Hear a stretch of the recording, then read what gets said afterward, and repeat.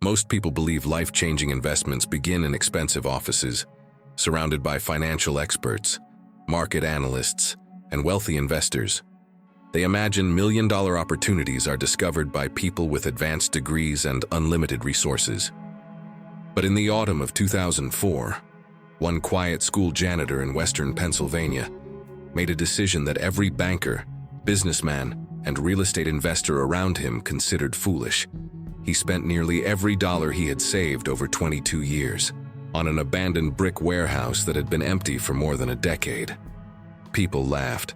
His co-workers called it desperation. Local investors called it financial suicide. Even the real estate agent who handled the paperwork quietly suggested he reconsider. 5 years later, that forgotten warehouse was valued at more than $18 million. The remarkable part wasn't that he became wealthy. The remarkable part was how he knew something everyone else had ignored. His name was Miles Granger, and this is the story of the man who learned that opportunities rarely hide from intelligent people. They hide from impatient people.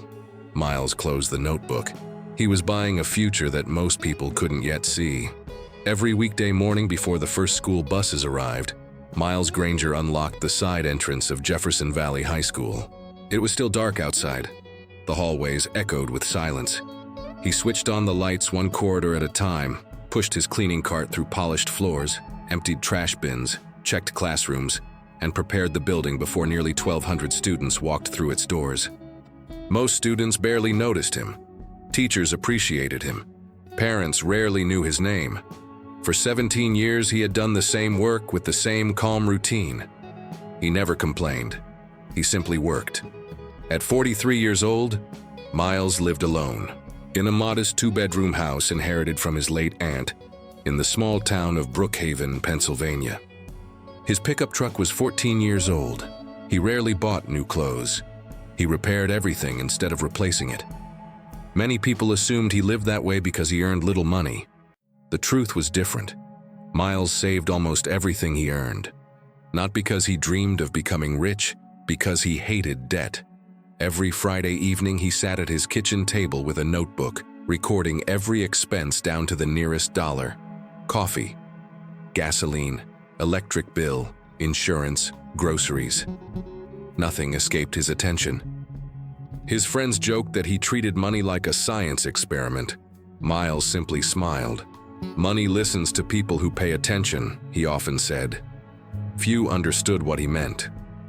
Long before he became a school janitor, Miles had spent countless weekends with his grandfather, Walter Granger, a retired freight dispatcher who possessed an unusual hobby. Walter collected old city planning documents. Most people collected stamps. Walter collected zoning maps, old railroad expansion proposals, industrial surveys, highway construction reports, factory permits, shipping records. Boxes upon boxes filled the attic of his small home. As a child, Miles thought the papers looked boring. As a teenager, he became curious. As an adult, he became fascinated. Walter taught him something few people ever considered. The future, he would say while unfolding another faded map, always leaves fingerprints years before it arrives. At first, the sentence made little sense. Years later, it became the foundation of Miles's entire way of thinking. One rainy afternoon in March 2003, while helping clean his grandfather's attic after Walter moved into assisted living, Miles opened a dusty cardboard box labeled Regional Transportation Planning Commission. Inside were reports dating back almost 15 years. Most contained outdated proposals that had never been approved. One folder, however, looked different. It included engineering studies, environmental assessments, freight demand forecasts, and confidential planning drafts concerning western Pennsylvania. Miles took the box home. Over the next several months, he slowly read every page after finishing work each evening. Most reports were exactly what he expected. Technical, complicated, forgettable. Then one particular document stopped him. It described a long-term proposal to transform an aging freight corridor, connecting several manufacturing towns into one of the largest logistics distribution routes in the state. The report estimated construction would require years of negotiations. Nothing had been officially approved, but several transportation agencies continued updating the project quietly. Miles became curious. He searched public county records. He visited the local courthouse. He compared zoning changes with property tax records. He examined land purchases made by transportation authorities. Something unusual appeared. Small pieces of industrial land were quietly changing ownership. Not enough to attract media attention. Just enough to form a pattern. Patterns interested Miles far more than headlines. For nearly 8 months, he spent evenings researching. He never told coworkers, he never told neighbors. Research, in his opinion, should happen before excitement. Eventually, his attention settled on one forgotten property, located beside an abandoned railway spur near Brookhaven Industrial Park.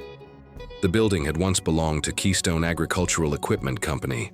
For decades, it stored machine parts shipped across the Midwest. When the company closed during the early 1990s recession, the warehouse slowly deteriorated. Broken windows, rusted loading docks, weeds taller than pickup trucks, pigeons nested beneath the roof. Teenagers occasionally sneaked inside looking for adventure. Everyone else avoided it. Local newspapers described it as an eyesore. Developers ignored it. Banks refused to finance improvements. Even insurance companies charged extremely high premiums because of its condition. The warehouse had become invisible. Exactly the kind of place Miles found interesting. One Saturday morning, he parked across the street with a camera and notebook. Instead of looking at the broken building, he studied the surrounding roads, freight traffic, truck routes, rail connections, distance to interstate highways, nearby factories, empty industrial lots. He returned the following weekend, then again the weekend after that. Each visit confirmed something the public seemed unwilling to notice. Despite appearing abandoned, the location itself remained strategically valuable. The building was worthless. The location was not. There was an enormous difference. One evening, Miles visited the county property office. A clerk helped him locate ownership records. The warehouse belonged to a regional investment company based in Pittsburgh. The company had inherited dozens of distressed industrial properties after several bankruptcies. This warehouse represented almost no value on its balance sheet. Property taxes continued accumulating every year. Maintenance costs continued growing. The company simply wanted it gone. Miles requested appraisal records, environmental reports, tax history, outstanding liens, everything legally available. The more information he gathered, the more convinced he became that the warehouse wasn't being ignored because it lacked value. It was being ignored because everyone focused on its present condition instead of its future position. Months passed. Summer arrived, then autumn. Construction rumors slowly increased. Nothing official, nothing dramatic, just scattered announcements involving bridge inspections, transportation studies, and freight infrastructure improvements. Most residents ignored them. Miles paid closer attention. One evening he noticed something especially interesting. A national logistics company had quietly leased land only 3 miles away. No public ceremony, no newspaper headline, just a legal filing buried among dozens of county records. To almost everyone else, it meant nothing. To Miles, it meant momentum. Large companies rarely invested millions based on guesses. They usually knew where transportation improvements were heading, long before ordinary people did. The asking price for the warehouse was $280,000, far beyond what Miles could afford. Still, he contacted the listing agent. The woman on the phone sounded surprised. "You actually want to see it?" "Yes." "You understand the roof leaks?" "I do." "The electrical system barely works." "I've read the inspection. There may be structural repairs." "I know." After a brief silence, she agreed to meet him. Walking through the warehouse felt like stepping into another era. Dust floated through broken skylights. Old machinery sat abandoned beneath faded tarps. Cracked concrete stretched across nearly 60,000 square feet. Rainwater dripped steadily from the ceiling. Most visitors would have seen decay. Miles saw possibilities, not because he imagined luxury apartments or shopping centers, because he imagined trucks.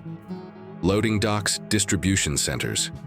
Warehouses didn't become valuable because they looked beautiful. They became valuable because businesses needed efficient places to move products. He measured dock heights, truck access, ceiling clearance, rail connections hidden beneath overgrown weeds. Everything matched the transportation reports he had spent nearly a year studying. That night, Miles barely slept. His savings totaled just over $230,000, almost every dollar he had earned and saved since his early 20s. If he bought the warehouse, his financial safety net would almost disappear. If he was wrong, he could spend the next decade recovering. Friends often believed courage meant acting without fear. Miles understood something different. Real courage meant acting despite fear, but only after doing the homework. He opened his grandfather's old notebook. Inside, Walter had once written a sentence in blue ink. The crowd notices today's price. Patient people notice tomorrow's direction. Miles contacted the listing agent the following Monday. "I'd like to make an offer."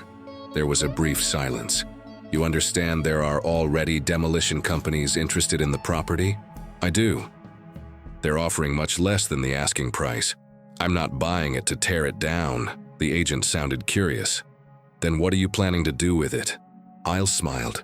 "I'll know when the time comes." After several weeks of negotiations, the investment company accepted an offer of $246,000. It was nearly everything Miles had. After closing costs, taxes, and legal fees, his savings account looked almost empty. When news spread through Brookhaven, reactions came quickly. At Jefferson Valley High School, coworkers gathered around the break room coffee machine. "You bought that old warehouse?" "I heard the roof leaks every time it rains. My cousin says it's been empty for 15 years. You should have bought rental property instead." Miles listened politely. He never argued. He simply returned to work outside of school. The comments became even harsher. Some local investors called him reckless.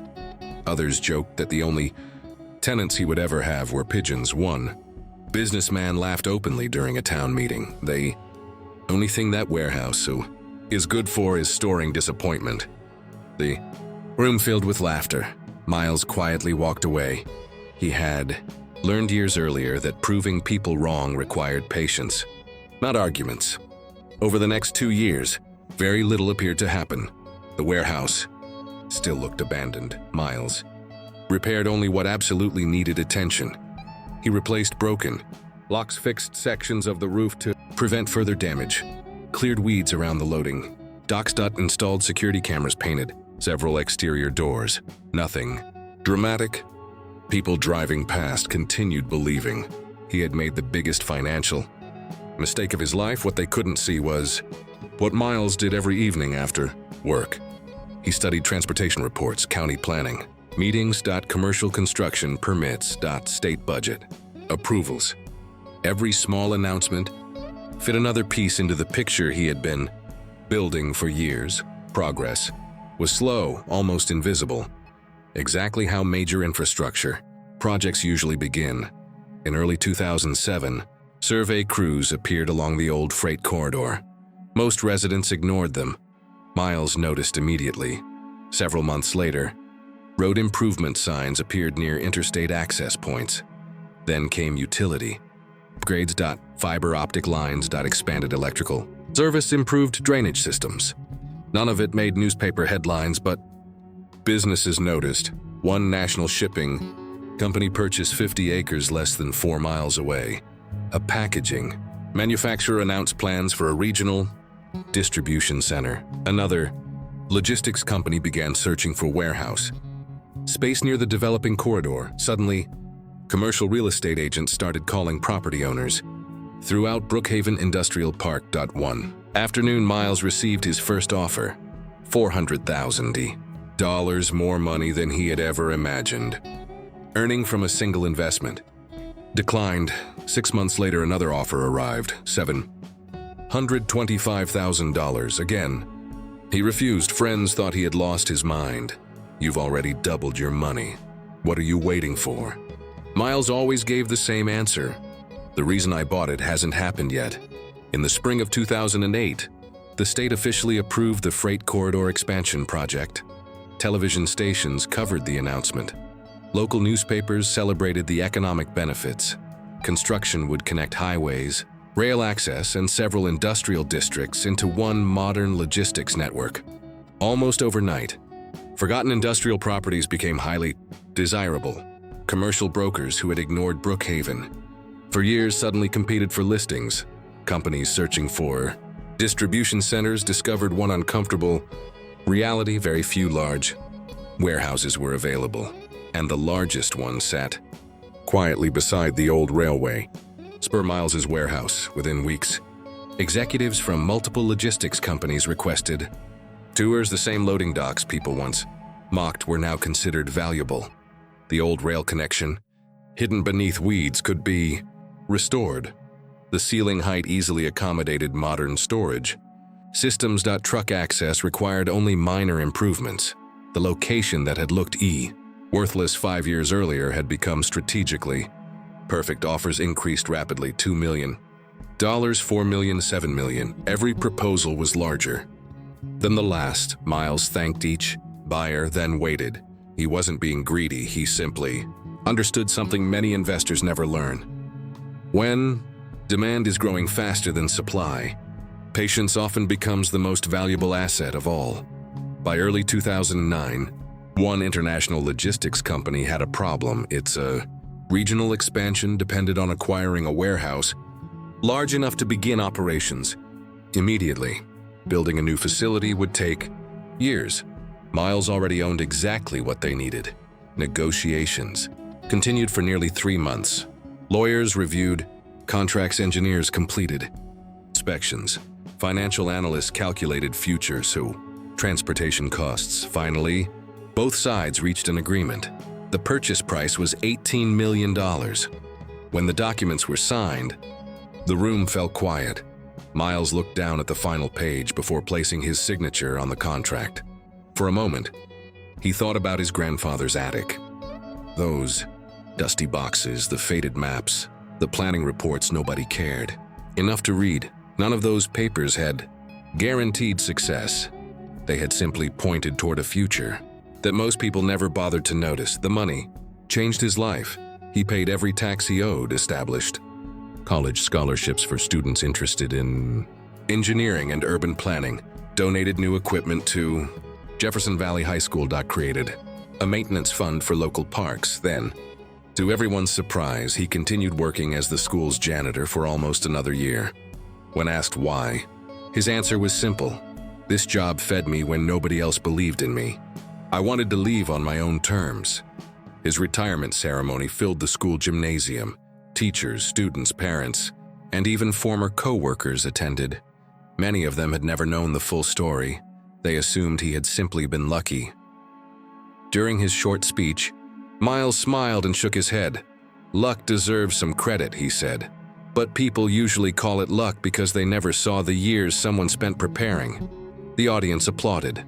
Years later, business schools occasionally referenced the Brookhaven warehouse investment as an example of long-term thinking, not because a janitor became wealthy, but because he demonstrated a timeless principle.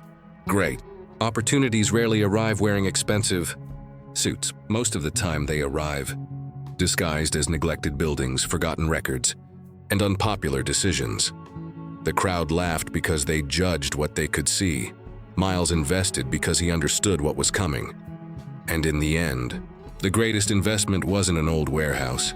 It was the patience to trust careful research when everyone else trusted popular opinion. So after everyone knew about the deal, Brookhaven started seeing Miles differently. The old pickup truck that people once laughed at now parked outside the same grocery store. The same quiet man still greeted neighbors with a smile. The only thing that had changed was the way people greeted him. Some apologized for doubting him. Others admitted they had nearly bought the warehouse years earlier, but dismissed it after listening to friends and local investors. One afternoon, the businessman who had once joked that the building was only good for storing disappointment walked up to Miles outside a hardware store. "I owe you an apology," he said.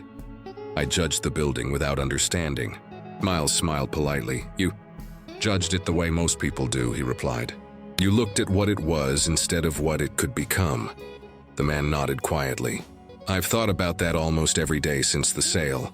A few months later, Jefferson Valley High School invited Miles back to speak during Career Day. Students expected to hear a story about becoming rich. Instead, Miles placed a worn notebook on the table in front of him. It was his grandfather Walter's notebook. The pages had yellowed with age, and the corners were bent from years of use. He held it up for everyone to see. This notebook never made a single investment, he said. It simply reminded me to ask better questions. The students looked confused. Miles continued.